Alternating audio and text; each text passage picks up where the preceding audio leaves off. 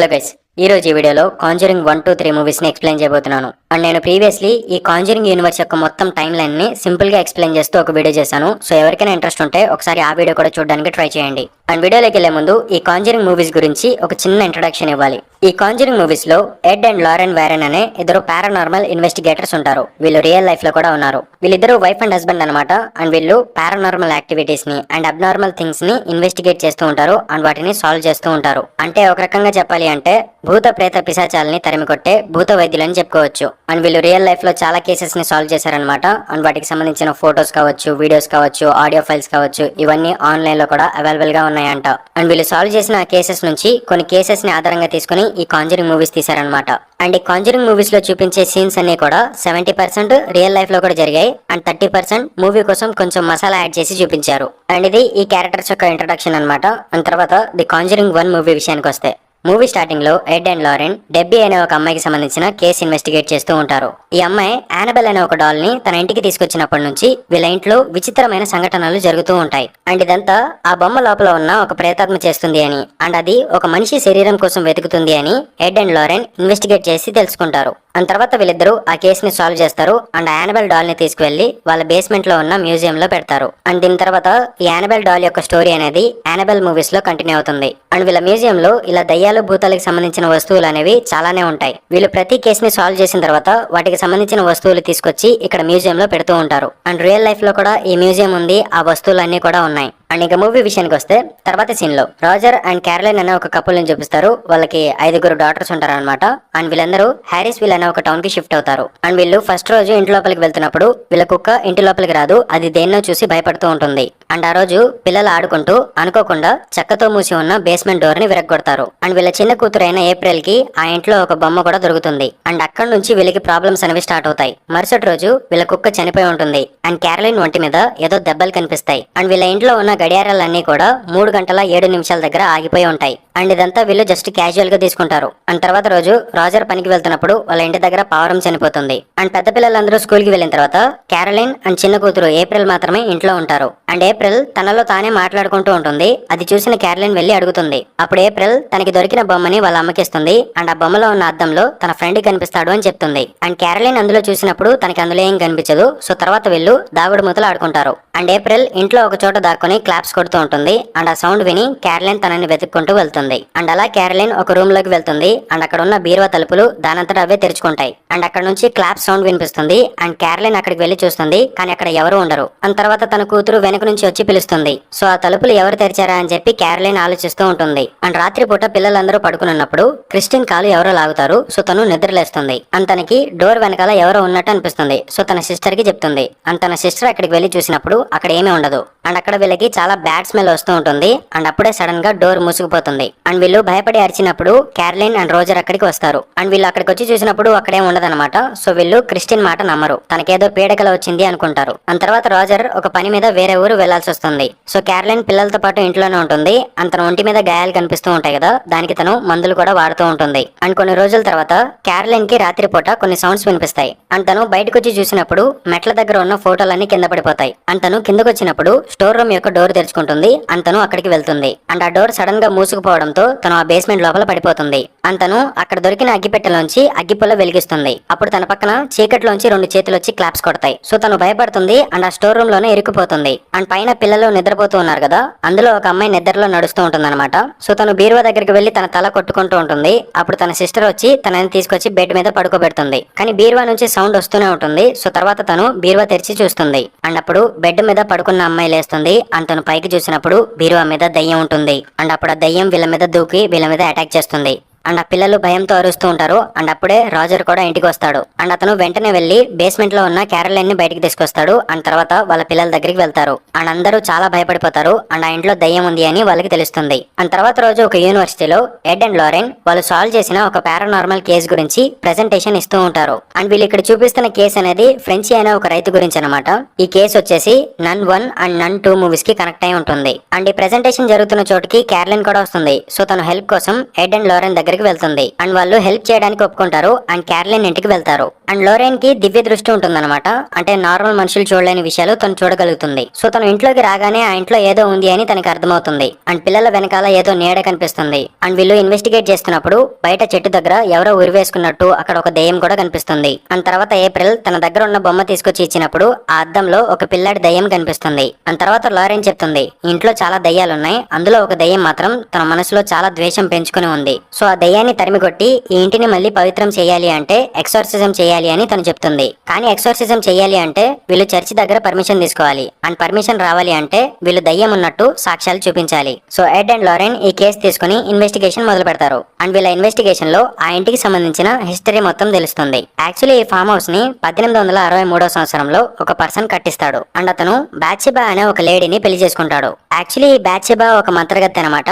తను black magic చేస్తూ ఉంటుంది, సాతానికి పూజ చేస్తూ ఉంటుంది. అండ్ అలా ఒక రోజు 7 రోజుల వయసు ఉన్న తన బిడ్డని మంటల్లో వేసి సాతానికి బలి ఇస్తుంది. అండ్ అది తన హస్బెండ్ చూస్తాడు. సో అప్పుడు తను పారిపోయి పక్కన ఉన్న ఒక చెట్టు దగ్గరికి వెళ్తుంది. అండ్ అక్కడ ఆ స్థలం మొత్తాన్ని శపించి అక్కడ ఉరి వేసుకుని చనిపోతుంది. సో అప్పటి నుంచి ఆ స్థలం మొత్తం శాపగ్రస్తం అవుతుంది. అండ్ తర్వాత నుంచి ఆ ఇంట్లోకి ఎవరు వచ్చినా కూడా ఆ బాత్షెబా దయ్యం మదర్స్ ని టార్గెట్ చేస్తూ ఉంటుంది అండ్ చాలా మందిని చంపుతూ ఉంటుంది. అండ్ అలాగే ఇప్పుడు కూడా బాత్షెబా క్యారోలైన్ ని టార్గెట్ చేసింది అండ్ తన ద్వారా తన పిల్లల్ని చంపడానికి ట్రై చేస్తుంది. అండ్ ఇదంతా తెలుసుకున్న ఎడ్ అండ్ లారెన్ రాజర్ ఫ్యామిలీకి హెల్ప్ చేయడానికి వాళ్ళ ఇంటికి వెళ్తారు. అండ్ వెళ్లేటప్పుడు ఒక టీం ని కూడా తీసుకువెళ్తారు. అండ్ వీళ్ళు సాక్ష్యాలు సేకరించడానికి ఆ ఇంటి చుట్టూ కెమెరాలు పెడతారు. అండ్ ఆ రోజు వీళ్ళకి పెద్దగా ఆధారాలు ఏమి దొరకవు, జస్ట్ డోర్ మూసుకుపోతుంది అంతే. అండ్ మరుసటి రోజు లారెన్ బయట ఆరేసి ఉన్న బట్టలు తీస్తున్నప్పుడు గాలికి ఒక క్లాత్ ఎగిరిపోతుంది అండ్ అది ఒక మనిషి శరీరానికి తగిలినట్టు కనిపిస్తుంది. అండ్ తర్వాత ఆ క్లాత్ వెళ్లి క్యారలైన్ రూమ్ కి ఉన్న విండోకి తగిలి కింద పడిపోతుంది. అండ్ అప్పుడు అక్కడ బాత్షెబా దయ్యం ఉంటుంది అండ్ అది లారెన్ చూస్తుంది. సో వెంటనే లారెన్ క్యారలైన్ రూమ్ దగ్గరికి పరిగెడుతుంది. కానీ ఈలోపే బాత్షెబా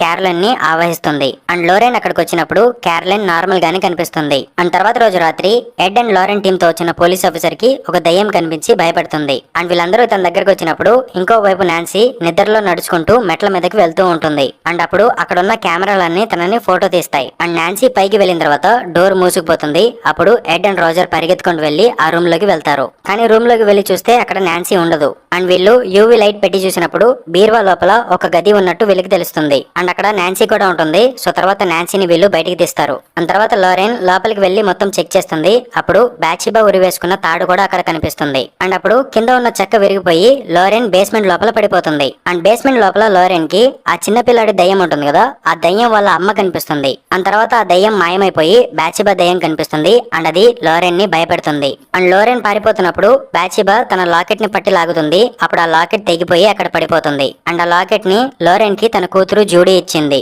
అండ్ ఎడ్ బేస్మెంట్ దగ్గరకు వచ్చి లారెన్ ని కాపాడతాడు. అండ్ లారెన్ బయటకు వచ్చిన తర్వాత ఆ బాత్షెబా దయ్యం మదర్స్ ని టార్గెట్ చేస్తుంది అని చెప్తుంది.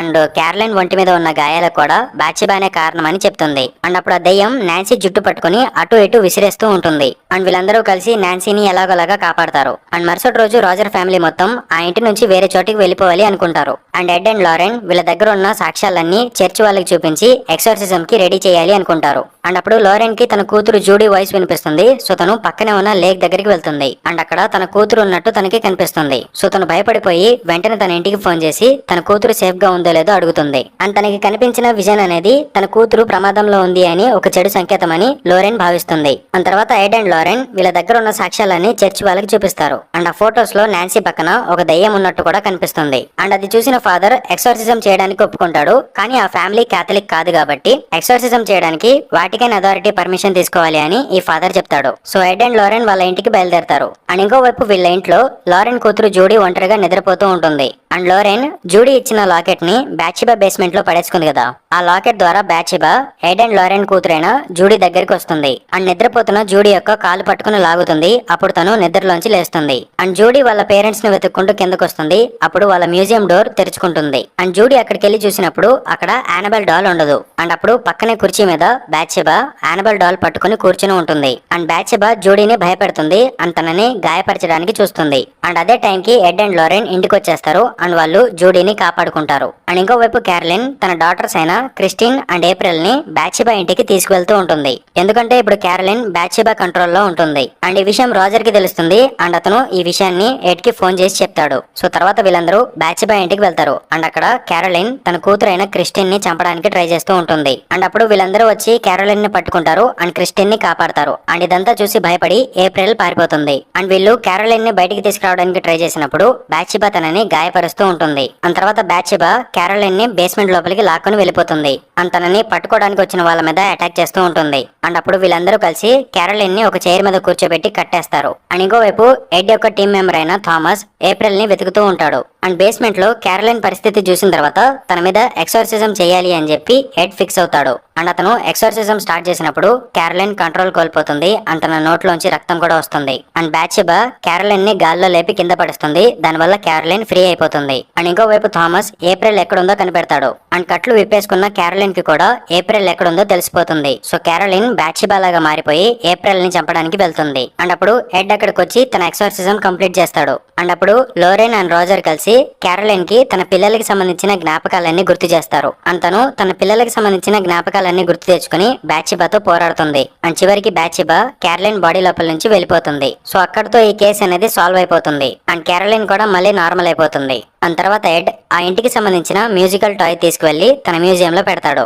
అండ్ అక్కడతో ఈ మూవీ అనేది ఎండ్ అయిపోతుంది. అండ్ దీని తర్వాత కాంజరింగ్ 2 మూవీ స్టార్ట్ అవుతుంది. 1976 లో ఎడ్ అండ్ లోరెన్ అమిట్విల్ హౌస్ అనే ఒక కేసుని ఇన్వెస్టిగేట్ చేస్తూ ఉంటారు. అండ్ లోరెన్ తన సైకిక్ పవర్ యూజ్ చేసి ఆ ఇంట్లో ఉన్న డీమన్ సోల్ తో కాంటాక్ట్ అవడానికి ట్రై చేస్తుంది. అండ్ అప్పుడు ఒక పిల్లాడి ఆత్మ కనిపిస్తుంది. అండ్ అతను లోరెన్ ని బేస్మెంట్ లోకి తీసుకువెళ్తాడు. అండ్ అక్కడ అద్దంలో లోరెన్ కి ఫస్ట్ టైం నన్ రూపంలో ఉన్న ఒక డేమన్ కనిపిస్తుంది. అండ్ ఆ డేమన్ లోరెన్ ని చాలా భయపడుతుంది. అండ్ ఎడ్ చనిపోయినట్టు కూడా కొన్ని విజన్స్ ని లోరెన్ కి చూపిస్తుంది. అండ్ అది చూసిన లోరెన్ ఇంకా భయపడుతుంది. అండ్ తర్వాత ఆ విజన్స్ నుంచి బయటకు వచ్చి ఆ నన్ డేమన్ గురించి ఎడ్ కి చెప్తుంది. అండ్ తర్వాత ఈ మూవీని ఒక రియల్ లైఫ్ ఇన్సిడెంట్ ని బేస్ చేసుకుని తీశారు అని ఒక నోట్ చూపిస్తారు. అండ్ తర్వాత సీన్ లో జానెట్, మార్గరెట్, జానీ, బిల్లీ అనే 4 పిల్లల్ని చూపిస్తారు. అండ్ వీళ్ళకి పెగ్గీ హెడ్సన్ అనే ఒక మదర్ కూడా ఉంటుంది. అండ్ తన హస్బెండ్ తనకి డివోర్స్ ఇచ్చి ఉంటాడు. సో తన ఒక్కతే తన పిల్లల్ని చూసుకుంటూ ఉంటుంది. అండ్ రాత్రిపూట జానెట్ అండ్ మార్గరెట్ కలిసి సరదాగా ఓజా బోర్డ్ గేమ్ ఆడి దయ్యాలతో మాట్లాడదామని అనుకుంటారు. కానీ వాళ్ళకి ఎటువంటి రెస్పాన్స్ రాదనమాట. సో వాళ్ళు పడుకుంటారు. అండ్ రాత్రి 1 గంట టైంలో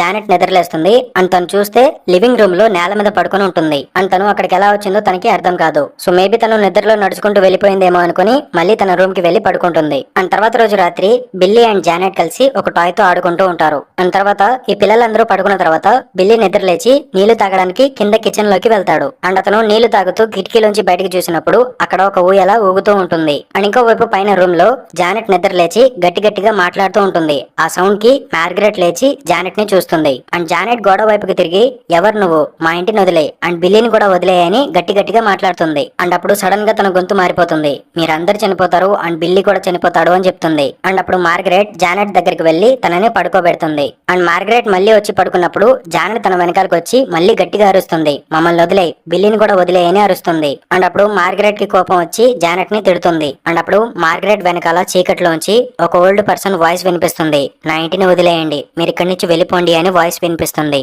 అది విన్న మార్గరెట్ భయపడిపోయి లైట్ ఆన్ చేస్తుంది. కానీ అక్కడ ఎవరు ఉండరు. అండ్ కింద కిచెన్ లో బిల్లీ నీళ్లు తాగి వస్తున్నప్పుడు లివింగ్ రూమ్ లో సోఫా మీద ఎవరో కూర్చొని ఉంటారు. కానీ బిల్లీ అది గమనించకుండా మెట్లెక్కి పైకి వస్తాడు. అప్పుడు అతని కాలికి ఒక టాయ్ తగులుతుంది. అండ్ బిల్లీ ఆ టాయ్ ని ఒక టెంట్ లోపల నెట్టేసి తన రూమ్ కి వెళ్ళిపోతాడు. అండ్ అప్పుడు ఆ టెంట్ నుంచి ఏదో శబ్దం వినిపిస్తుంది. అండ్ బిల్లీ దాన్ని పట్టించుకోడు. అండ్ తన బెడ్ దగ్గరికి వచ్చేస్తాడు. అండ్ తర్వాత ఆ టాయ్ దానంతరం అదే బిల్లీ రూమ్ లోకి వస్తుంది. అండ్ బిల్లీ ఆ టాయ్ ని తీసుకెళ్లి ఆ టెంట్ లోపల మళ్ళీ నెడతాడు. అండ్ ఆ టాయ్ మళ్ళీ బయటకు వచ్చేస్తుంది. అది చూసి బిల్లీ భయపడి తన అమ్మ దగ్గరికి పారిపోతాడు. అండ్ ఆ టెంట్ లో ఏదో ఉందని వాళ్ళ అమ్మకి చెప్తాడు. అండ్ వాళ్ళ అమ్మ ఆ టెంట్ దగ్గరికి వెళ్లి చెక్ చేస్తుంది. కానీ అక్కడ ఏమీ ఉండదు. అండ్ అప్పుడు లివింగ్ రూమ్ నుంచి ఏదో శబ్దం వినిపిస్తుంది. సో పెగ్గి అక్కడికి వెళ్తుంది. అండ్ అక్కడికి వెళ్ళి చూస్తే జానెట్ సోఫా మీద కూర్చొని ఊగుతూ ఉంటుంది. అండ్ జానెట్ అక్కడికి ఎలా వచ్చిందో తనకు అర్థం కాదు. మేబీ తను నిద్రలోంచి నడుచుకుంటూ వచ్చిందేమో అనుకుంటుంది. అండ్ తర్వాత రోజు జానెట్ కి ఒంట్లో బాగాలేక తను స్కూల్ కి వెళ్ళదు. అండ్ ఇంట్లో తన ఒక్కతే ఉంటుంది. అండ్ అప్పుడు టీవీ ఛానల్స్ అనేవి దానంతరం అదే మారిపోతూ ఉంటాయి. అండ్ తను మళ్ళీ తనకు కావాల్సిన ఛానల్ పెట్టి రిమోట్ పక్కన పెడుతుంది. కానీ తర్వాత ఆ రిమోట్ కూడా కనిపించదు. అండ్ మళ్ళీ టీవీ టీవీ ఛానల్స్ అనేవి మారిపోతూ ఉంటాయి. ఆ తర్వాత పెగ్గి ఫోన్ చేస్తుంది. సో జానెట్ వెళ్లి ఫోన్ కాల్ మాట్లాడుతూ ఉన్నప్పుడు ఆ రిమోట్ అనేది సోఫా మీద కనిపిస్తుంది. అండ్ జానెట్ ఫోన్ మాట్లాడిన తర్వాత రిమోట్ తీసుకుని మళ్ళీ టీవీ ఆన్ చేస్తుంది. కానీ ఈసారి టీవీ సరిగా పనిచేయదు. అండ్ జానెట్ టీవీ చెక్ చేస్తున్నప్పుడు టీవీ ఆఫ్ అయిపోతుంది. అండ్ స్క్రీన్ మీద సోఫా మీద ఒక ఓల్డ్ పర్సన్ రిమోట్ పట్టుకుని కూర్చుని ఉన్నట్టు కనిపిస్తుంది. అండ్ జానెట్ సడన్ గా తిరిగి చూసినప్పుడు సోఫా మీద ఎవరు ఉండరు. అండ్ రిమోట్ అనేది కింద పడిపోతుంది. అండ్ అప్పుడు సడన్ గా జానెట్ వెనకాల ఆ ఓల్డ్ పర్సన్ కనిపించి ఇది నా ఇల్లు, ఇక్కడ నుంచి వెళ్ళిపోమని అరుస్తాడు. అండ్ జానెట్ అక్కడ చాలా భయపడిపోతుంది. అండ్ తర్వాత రోజు ఎడ్ అండ్ లారెన్ ని చూపిస్తారు. అండ్ ఎడ్ నన్ కి సంబంధించిన ఒక పెయింటింగ్ వేస్తూ ఉంటాడు. అండ్ రాత్రి అతనికి ఒక పీడకల వచ్చింది అని అండ్ అందులో ఆ నన్ కనిపించింది అని ఎడ్ చెప్తాడు. అది విన్న లారెన్ టెన్షన్ పడిపోతుంది. ఎందుకంటే ప్రీవియస్లీ తను ఈ నన్ కి సంబంధించిన విజన్స్ అనేవి చూసింది. అండ్ తన హస్బెండ్ చనిపోవడం కూడా చూసింది. సో తను ఈ పారానార్మల్ కేసెస్ ని ఇన్వెస్టిగేట్ చేయడం కొన్నాళ్ల పాటు వదిలేద్దామని అంటుంది. అండ్ ఇంకోవైపు రాత్రిపూట జానెట్ నిద్రలో నడవకుండా తన చెయ్యి బెడ్ కేసి కట్టుకుంటుంది. అండ్ అర్ధరాత్రి జానెట్ ని ఎవరో మంచం మీద నుంచి పడేస్తారు. అండ్ తను నిద్ర లేచినప్పుడు ఎవరో డోర్ నాక్ చేస్తారు. సో తను టార్చ్ లైట్ వేసుకుని బయటకు వస్తుంది. అండ్ కిందకు వచ్చినప్పుడు సోఫా ఊగుతూ ఉంటుంది. అండ్ జానెట్ భయపడిపోయి తన రూమ్ లోకి వచ్చేస్తుంది. అండ్ అప్పుడు డోర్ మెల్లగా ఓపెన్ అవుతుంది. అండ్ అప్పుడు జానెట్ భయపడిపోయి బెడ్షీట్ కప్పుకుంటుంది. అండ్ అప్పుడు ఎవరో తన బెడ్షీట్ ని లాగేసి తన మీద అటాక్ చేసినట్టు తనకు అనిపిస్తుంది. సో తను గట్టిగా అరుస్తుంది. అండ్ ఆ సౌండ్ కి మార్గరెట్ కూడా నిద్రలేస్తుంది. అండ్ తర్వాత వీళ్ళ బెడ్స్ అనేవి ఊగుతూ ఉంటాయి. అండ్ వీళ్ళిద్దరూ భయపడిపోయి తన మదర్ దగ్గరికి వెళ్ళిపోతారు. అండ్ తన మదర్ వచ్చి వీళ్ళ రూమ్ ని చెక్ చేస్తుంది. అండ్ అప్పుడు ఆ రూమ్ లో ఉన్న ఒక టేబుల్ సడన్ గా కదులుతుంది. సో అది చూసిన తర్వాత అక్కడ ఏదో ఉందని వీళ్ళకి అర్థమవుతుంది. సో వీళ్ళందరూ చాలా భయపడిపోయి వీళ్ళ నైబర్ ఇంటికి వెళ్తారు. అండ్ వీళ్ళకి జరిగిందంతా వీళ్ళ నైబర్స్ కి చెప్తారు. సో వాళ్ళు పోలీసులకి ఫోన్ చేస్తారు. అండ్ తర్వాత పోలీసులు వస్తారు. అండ్ వాళ్ళు ఇంట్లో చెక్ చేస్తున్నప్పుడు ఒక చైర్ అనేది దానంతరం అదే మూవ్ అవుతుంది. అండ్ అది చూసి పోలీసులు కూడా భయపడిపోతారు. అండ్ ఈ కేసుని హ్యాండిల్ చేయడానికి చర్చి వాళ్ళ హెల్ప్ తీసుకోమని ఆ పోలీసులు పెగ్గికి చెప్పి వెళ్ళిపోతారు. అండ్ తర్వాత సీన్ లో లోరెన్ అండ్ తన కూతురు జూడీని చూపిస్తారు. అండ్ అప్పుడు లోరెన్ కి ఒక విజన్ వస్తుంది. ఆ విజన్ లో జూడీ ఒక డేమన్ ని చూసి షాక్ అవుతుంది. అండ్ లోరెన్ అక్కడికి వెళ్లి చూసినప్పుడు అక్కడ ఒక నన్ డేమన్ ఉంటుంది. అండ్ తర్వాత ఆ డేమన్ ఒక రూమ్ లోకి వెళ్తుంది. అండ్ లోరెన్ కూడా ఆ రూమ్ లోకి వెళ్లి చెక్ చేస్తుంది. కానీ అక్కడ ఎవరు ఉండరు. అండ్ తర్వాత గోడ మీద ఒక నీడ కనిపిస్తుంది. అండ్ ఆ నీడ గోడ మీద అలా వెళ్తూ నన్ డేమన్ యొక్క పెయింటింగ్ దగ్గరికి వెళ్తుంది. అండ్ తర్వాత ఆ పెయింటింగ్ వెనుక నుంచి 2 చేతులు బయటకు వస్తాయి. అండ్ అప్పుడు సడన్ గా నన్ డేమన్ బయటకు వచ్చి లోరెన్ మీదకి వచ్చేస్తుంది. అండ్ అప్పుడు లోరెన్ చాలా భయపడిపోయి ఎవరు నువ్వు, నీకేం కావాలి అని అడుగుతుంది. అండ్ ఈ విజన్స్ వస్తున్నప్పుడు లోరెన్ పెన్ తో బుక్ మీద ఏదో గీసేస్తూ ఉంటుంది. అండ్ విజన్ లోపల నన్ డేమన్ కనిపించి మళ్ళీ ఎడ్ చనిపోయినట్టు లోరెన్ కి విజన్ చూపిస్తుంది. అండ్ అప్పుడు లోరెన్ భయపడిపోయి ఆ విజన్స్ నుంచి బయటకు వచ్చేస్తుంది. అండ్ ఇంకోవైపు మీడియా వాళ్ళకి పెగ్గి ఇంట్లో జరుగుతున్న విషయాల గురించి న్యూస్ తెలుస్తుంది. సో వాళ్ళు ఇంటర్వ్యూ చేయడానికి పెగ్గి ఇంటికి వస్తారు. అండ్ ఆ ఇంటర్వ్యూలో యాంకర్ క్వశ్చన్ అడుగుతూ ఈ ఇంట్లో ఏదైనా దయ్యం ఉంటే మాతో మాట్లాడొచ్చు అని చెప్తాడు. అండ్ అప్పుడు సడన్ గా జానెట్ వాయిస్ ఒక ఓల్డ్ మ్యాన్ వాయిస్ లాగా మారిపోతుంది. అండ్ అతను తన పేరు బిల్ అని చెప్తాడు. అండ్ చనిపోయే ముందు అతను బ్లైండ్ అయిపోయాడని అండ్ ఒక బ్రెయిన్ డిసీజ్ వల్ల ఆ సోఫా మీద కూర్చొని చనిపోయాడని చెప్తాడు. అండ్ పెగ్గి ఫ్యామిలీని భయపెట్టడం తనకి చాలా ఇష్టమని కూడా చెప్తాడు.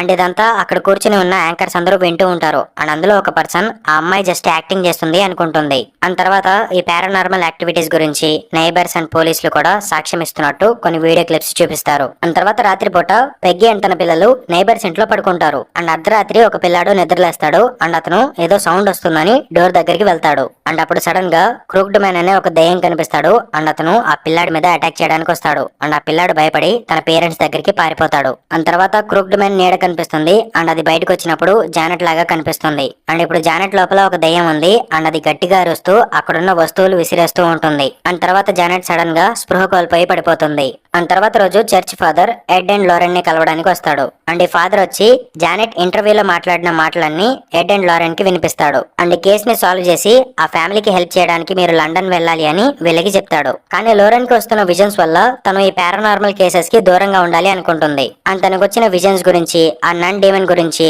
అండ్ తను చూపిస్తున్న విజన్స్ గురించి, వీటన్నిటి గురించి తన హస్బెండ్ కి కూడా చెప్తుంది. కానీ పెగ్గి ఫ్యామిలీకి వీళ్ళ అవసరం ఉంది అని ఎడ్ లోరెన్ కి చెప్తాడు. సో అప్పుడు లోరెన్ కూడా లండన్ వెళ్ళడానికి ఒప్పుకుంటుంది. అండ్ తర్వాత ఎడ్ అండ్ లోరెన్ పెగ్గి ఇంటికి వెళ్తారు. అండ్ అక్కడ ఇల్లు మొత్తం చెక్ చేస్తారు. అండ్ తర్వాత చర్చ్ వాళ్ళకి సాక్ష్యాలు చూపించడానికి వీళ్ళు జానెట్ ని ఇంటర్వ్యూ చేస్తారు. కానీ వీళ్ళు అలా చూస్తూ ఉంటే ఆ డేమన్ బయటికి రాదు అని జానెట్ చెప్తుంది. సో వీళ్ళందరూ వెనక్కి తిరుగుతారు. అండ్ అప్పుడు ఆ డేమన్ అనేది బయటకు వస్తుంది.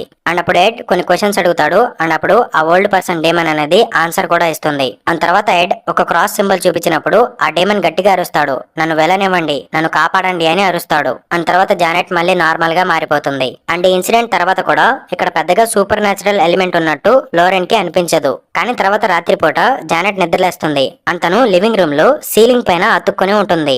అండ్ ఆ రూమ్ లో కార్నర్ లో ఉన్న సోఫా మీద ఓల్డ్ మ్యాన్ గోస్ట్ కూర్చుని ఉన్నట్టు కనిపిస్తాడు. అండ్ తర్వాత జానెట్ ఆ సీలింగ్ గుండా తన రూమ్ లోకి వచ్చేస్తుంది. అండ్ తన రూమ్ లో ఉన్న క్రాస్ సింబల్స్ అన్ని కదులుతూ ఉంటాయి. అండ్ అప్పుడు ఓల్డ్ మ్యాన్ గోస్ట్ వచ్చి జానెట్ ని చాలా భయపెడతాడు. అండ్ జానెట్ యొక్క అరుపులు విని పెగ్గి కూడా పైకి వస్తుంది. అండ్ తను కూడా ఆ ఓల్డ్ మ్యాన్ గోస్ట్ ని చూస్తుంది. అండ్ తర్వాత ఎడ్ అండ్ లోరెన్ కూడా వచ్చి జానెట్ ని కాపాడతారు. కానీ వీళ్ళిద్దరూ ఆ డేమన్ ని చూడలేదు. అండ్ లోరెన్ ఆ గోడ మీద చూసినప్పుడు ఒక క్రాస్ సింబల్ కదులుతూ ఉంటుంది. అండ్ తర్వాత రోజు ఆ డేమన్ కి సంబంధించిన సాక్ష్యాలు సేకరించడానికి ఎడ్ అక్కడ కెమెరాలు ఫిక్స్ చేస్తాడు. అండ్ తర్వాత ఎడ్ పెగ్గి ఇంట్లో ఉన్న వాటర్ పైప్ లైన్ ని రిపేర్ చేయడానికి బేస్మెంట్ లోకి వెళ్తాడు. అండ్ అప్పుడు ఎడ్ వెనకాల ఏదో నీడ అతని మీద అటాక్ చేయడానికి వస్తున్నట్టు పెగ్గికి కనిపిస్తుంది. అండ్ పెగ్గి దాని గురించి ఎడ్ కి చెప్పినప్పుడు ఎడ్ వెనక్కి తిరిగి చూస్తాడు, కానీ అక్కడ ఏమీ ఉండదు. అండ్ అప్పుడు ఆ ఓల్డ్ మ్యాన్ గోస్ట్ అనేది పెగ్గి మీద అటాక్ చేస్తాడు. అండ్ ఇంకోవైపు జానెట్ కిచెన్ లో ఏదో దయ్యం ఉంది అని చెప్తుంది. అండ్ అప్పుడు జానీ ధైర్యం చేసి ఆ కిచెన్ లో ఏముందో చూడడానికి వెళ్తాడు. అండ్ అప్పుడు జానెట్ ఆ డేమన్ కంట్రోల్ లోకి వచ్చేస్తుంది. అండ్ వీళ్ళ మీద అటాక్ చేస్తుంది.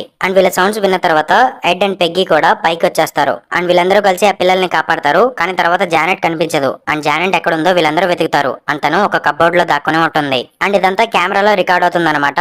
అండ్ స్టార్టింగ్ లో ఇంటర్వ్యూకి వచ్చిన లేడీ కూడా అక్కడే ఉంటుంది. అండ్ తను ఎడ్ అండ్ లోరెన్ ని తీసుకువెళ్లి ఆ వీడియో ఫుటేజ్ మొత్తం చూపిస్తుంది. అండ్ అందులో జానెట్ కావాలనే వస్తువులన్నీ విసిరేస్తూ ఉంటుంది. సో జానెట్ అండ్ పెగ్గి కలిసి నాటకాలు ఆడుతున్నారని వీళ్ళందరూ అనుకుంటారు. అండ్ అది విన్న పెగ్గికి కోపం వస్తుంది. అండ్ వీళ్ళందరినీ ఇంట్లోంచి వెళ్ళిపోమని పెగ్గి చెప్తుంది. సో తర్వాత వీళ్ళందరూ ఆ ఇంట్లోంచి వెళ్ళిపోతారు. అండ్ తర్వాత ఆ పిల్లలందరూ కలిసి జానెట్ ని ఇలా ఎందుకు చేశామని అడుగుతారు. అండ్ అప్పుడు జానెట్ చెప్తుంది, నేను ఇలా చేయకపోతే ఆ డేమన్ జానీని చంపేస్తా అని బెదిరించింది, అందుకే నేను ఇలా చేశాను అని జానెట్ చెప్తుంది. అండ్ ఇంకోవైపు ఎడ్ అండ్ లోరెన్ కి ఆ ఇంట్లో ఏదో ఉంది అని కొంచెం డౌట్ కొడుతూ ఉంటుంది. ఎందుకంటే జానెట్ పర్టికులర్ గా ఆ కెమెరాస్ ఉన్న రూమ్ లోకి వెళ్లి వస్తువులన్నీ విసిరేసింది. అసలు తను అలా ఎందుకు చేసింది అని వీళ్ళు ఆలోచిస్తూ ఉంటారు. అండ్ ప్రీవియస్లీ వీళ్ళు ఆ ఓల్డ్ మ్యాన్ చెప్పిన మెసేజ్ రికార్డ్ చేశారు కదా, సో క్లూస్ కోసం మళ్ళీ అది వింటారు. అండ్ ఆ టైంలో లోరెన్ కి మళ్ళీ ఒక విజన్ కనిపిస్తుంది. అండ్ ఆ విజన్ లో ఓల్డ్ మ్యాన్ ఆ సోఫా మీద కూర్చుని ఉంటాడు. అండ్ అతను తన ఫ్యామిలీని కలవడానికి వచ్చాడు అని, అండ్ అతను మళ్ళీ వెళ్ళిపోవాలి అనుకున్నా కూడా అతన్ని వెళ్ళనివ్వట్లేదు అని చెప్తాడు. అండ్ ఆ డేమన్ జానెట్ ని ఆవహించిందని, అండ్ అది జానెట్ ని విడిచిపెట్టదు అని ఆ ఓల్డ్ మ్యాన్ లోరెన్ కి చెప్తాడు. అండ్ ఆ ఓల్డ్ మ్యాన్ ఆ డేమన్ ని ఎలా ఓడించాలో ఒక హింట్ కూడా ఇస్తాడు. కానీ అప్పుడు ఆ ఓల్డ్ మ్యాన్ వెనకాల నన్ డేమన్ వచ్చేస్తుంది. అండ్ లోరెన్ భయపడి విజన్స్ నుంచి బయటకు వచ్చేస్తుంది. అండ్ ఇప్పుడు లోరెన్ కి మొత్తం అర్థమైపోతుంది. యాక్చువల్లీ ఆ నన్ డేమన్ ఈ ఓల్డ్ మ్యాన్ డేమన్ ని అండ్ ఆ క్రూక్డ్ మ్యాన్ డేమన్ ని జస్ట్ పప్పెట్స్ లా వాడుకుంటుంది. అండ్ ఇక్కడ నన్ మూవీకి సంబంధించిన ఒక చిన్న కనెక్షన్ మీకు చెప్పాలి. అండ్ అదేంటి అంటే ఈ నన్ డీమన్ అనేది లోరెన్ కి ఎందుకు కనిపిస్తుందో తెలుసా? కాంజరింగ్ 1 మూవీలో ఎడ్ అండ్ లోరెన్ ఫ్రెంచీ అనే ఒక రైతుకు సంబంధించిన కేసు గురించి ఒక ప్రెజెంటేషన్ ఇస్తారు కదా. యాక్చువల్లీ అతను నన్ డీమన్ యొక్క కంట్రోల్ లో ఉంటాడు. అండ్ ఆ కేస్ ని ఈ ఎడ్ అండ్ లోరెన్ సాల్వ్ చేస్తారు. అండ్ వీళ్ళు ఈ కేసు సాల్వ్ చేస్తున్నప్పుడు లోరెన్ కి ఒక మెంటల్ ట్రామా కూడా వచ్చింది అని ఎడ్ కాంజరింగ్ 1 మూవీలో కూడా చెప్తాడు. సో దానికి కనెక్టెడ్ గా ఈ కాంజరింగ్ 2 మూవీలో ఈ నన్ డీమన్ లోరెన్ కి కనిపిస్తుంది అనమాట. సో ఇప్పుడు మీకు ఒక క్లారిటీ వచ్చింది అనుకుంటున్నాను. అండ్ ఇంకా మూవీ విషయానికి వస్తే జానెట్ ఇప్పుడు పూర్తిగా ఆ డీమన్ కంట్రోల్ లోకి వచ్చేస్తుంది. అండ్ తను మార్గరెట్ ని అటు ఇటు విసిరేస్తుంది. అండ్ అప్పుడు పెగ్గి తన పిల్లలందరినీ తీసుకుని బయటికి వెళ్ళిపోతుంది. అండ్ తను జానెట్ ని తీసుకురావడానికి మళ్ళీ లోపలికి వెళ్తున్నప్పుడు డోర్ మూసుకుపోతుంది. అండ్ అప్పుడు ఎడ్ అండ్ లోరెన్ కూడా అక్కడికి వచ్చేస్తారు. అండ్ డోర్ ఓపెన్ అవ్వట్లేదని ఎడ్ కిటికీ బద్దలు కొట్టుకుని లోపలికి వెళ్తాడు. కానీ అప్పుడు ఒక సోఫా ఎగురుకుంటూ వచ్చి ఆ కిటికీని బ్లాక్ చేస్తుంది. అండ్ తర్వాత ఎడ్ బేస్మెంట్ లోపలికి వెళ్తాడు. అండ్ అక్కడ నుంచి ఫ్లోర్ బద్దలు కొట్టుకుని ఇంటి లోపలికి వెళ్తాడు. అండ్ ఎడ్ ని ఫాలో చేసుకుంటూ లోరెన్ కూడా బేస్మెంట్ దగ్గరికి వెళ్తుంది. కానీ అక్కడ డోర్ మూసుకుపోతుంది.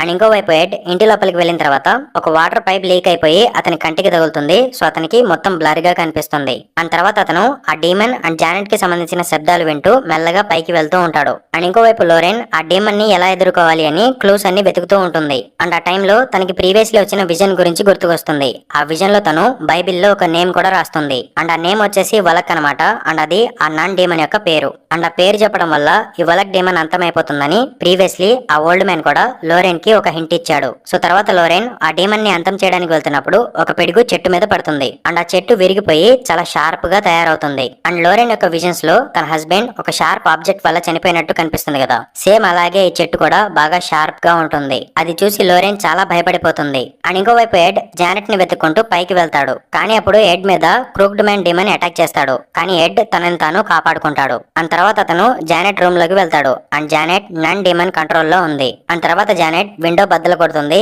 అండ్ కింద షార్ప్ గా ఉన్న చెట్టు మీద దూకడానికి ట్రై చేస్తుంది. కానీ ఇంతలో ఎడ్ వచ్చి తనని పట్టుకుంటాడు అండ్ ఇంకొక చేత్తో కర్టన్ ని పట్టుకుంటాడు. అండ్ ఆ కర్టన్ అనేది మెల్లగా చినిగిపోతూ ఉంటుంది అండ్ వీళ్ళు ఆ చెట్టు మీద పడిపోతూ ఉంటారు. అండ్ ఈ లోపు లోరెన్ కూడా ఆ బేస్మెంట్ దారి నుంచి జానెట్ రూమ్ లోకి వస్తుంది. అండ్ అప్పుడు తను అక్కడ వలక్ డేమన్ ని కూడా చూస్తుంది. అండ్ లోరెన్ ఎడ్ ని కాపాడడానికి వెళ్ళినప్పుడు నన్ డేమన్ తన మీద అటాక్ చేస్తుంది. అండ్ అప్పుడు లోరెన్ వలక్ డేమన్ పేరు చెప్పి తనని బలహీనపరుస్తుంది. అండ్ తర్వాత వలక్ డేమన్ ని మళ్ళీ నరకంలోకి వెళ్ళిపోమని లోరెన్ చెప్తుంది. సో తర్వాత వలక్ డేమన్ అంతమైపోతుంది అండ్ మళ్ళీ నరకంలోకి వెళ్ళిపోతుంది. అండ్ తర్వాత లోరెన్ ఎడ్ అండ్ జానెట్ ని కాపాడుతుంది. అండ్ తర్వాత సిచ్యువేషన్ మొత్తం నార్మల్ అయిపోతుంది అండ్ కేసు మొత్తం సాల్వ్ అయిపోతుంది. అండ్ అక్కడితో ఈ కాంజరింగ్ 2 మూవీ కూడా ఎండ్ అవుతుంది. అండ్ దీని తర్వాత Conjuring devil made me do it movie start అవుతుంది.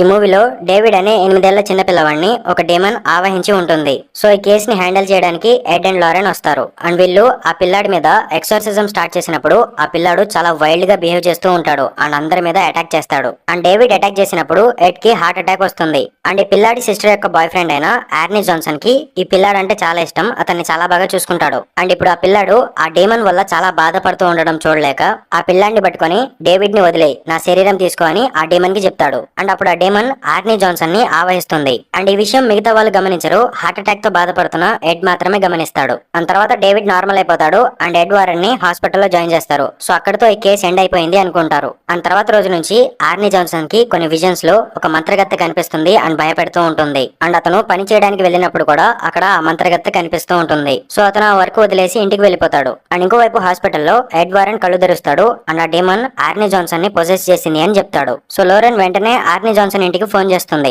కానీ అక్కడ మ్యూజిక్ పెట్టి డాన్స్ చేస్తూ ఉంటారు. సో ఎవరు ఫోన్ ఎత్తరు. సో లోరెన్ పోలీసులకు ఫోన్ చేసి అక్కడికి వెళ్ళమని చెప్తుంది. అండ్ ఇంకోవైపు వాళ్ళు సరదాగా డాన్స్ చేస్తున్నప్పుడు బ్రూనో అనే పర్సన్ ఒక డీమన్ లాగా మారిపోతాడు. యాక్చువల్లీ బ్రూనో నార్మల్ గానే ఉంటాడు, కానీ ఆర్నీ జాన్సన్ కి మాత్రం అతను ఒక డీమన్ లాగా కనిపిస్తూ ఉంటాడు. సో ఆర్నీ భయపడి తప్పించుకోవడానికి ట్రై చేస్తాడు అండ్ ఒక కత్తి తీసుకుని బ్రూనోని 21 టైమ్స్ స్టాబ్ చేసి చంపేస్తాడు. అండ్ తర్వాత ఆర్నీ రక్తపు మరకలతో రోడ్డు మీద నడుచుకుంటూ వెళ్ళిపోతూ ఉంటాడు అండ్ అతని కళ్ళు కూడా డిఫరెంట్ గా ఉంటాయి. అండ్ అతన్ని చూసిన ఒక పోలీస్ మెన్ అతన్ని అరెస్ట్ చేసి జైల్లో వేస్తాడు. అండ్ అతను చేసిన క్రైమ్ వల్ల అతని మీద ఒక కేసు కూడా ఫైల్ అవుతుంది. అండ్ తర్వాత ఎడ్ అండ్ లోరెన్ ఆర్నీ జాన్సన్ ని కలవడానికి వెళ్తారు. అండ్ ఆర్నీ జాన్సన్ కావాలని ఆ క్రైమ్ చేయలేదు, అతనితో ఒక డేమన్ ఇదంతా చేయించింది అని పోలీసులకి కోర్టు వాళ్ళకి ప్రూవ్ చేయాలి అనుకుంటారు. అండ్ తర్వాత వీళ్ళు ఇన్వెస్టిగేషన్ స్టార్ట్ చేస్తారు. అండ్ ఆ డేవిడ్ అనే పిల్లాడు ఫస్ట్ టైం ఎప్పుడు పొసెస్ అయ్యాడో తెలుసుకోవడానికి అతని ఇంటికి వెళ్లి మొత్తం అక్కడ చెక్ చేస్తారు. అండ్ అప్పుడు బేస్మెంట్ లో వాళ్ళకి ఒక విచిత్రమైన స్కల్ దొరుకుతుంది. అండ్ ఆ స్కల్ కి సంబంధించిన ఫోటో ఒక చర్చి ఫాదర్ కి చూపించి దీని గురించి మీకు తెలుసా అని అడుగుతారు. దీని గురించి నాకు తెలియదు, కానీ నాకంటే ఒక సీనియర్ ఫాదర్ ఉన్నారు,